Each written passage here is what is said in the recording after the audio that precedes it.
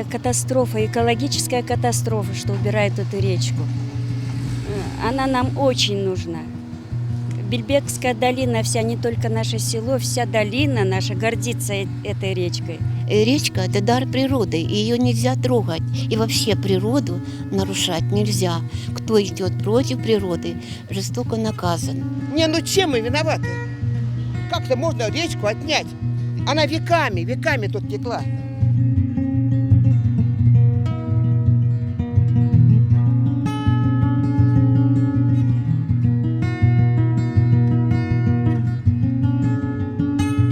Для того, чтобы успокоить людей, нужно строительным организациям и органам, которые берутся за строительство этой плотины, с общиной долины заключить договор.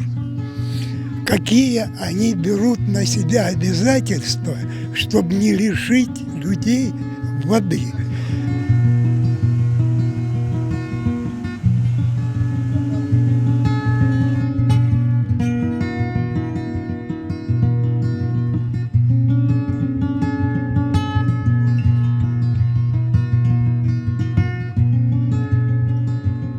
Есть один колодец, начали там строительство, перекопали жилы, и вообще в колодце уменьшилась вода больше, чем наполовину.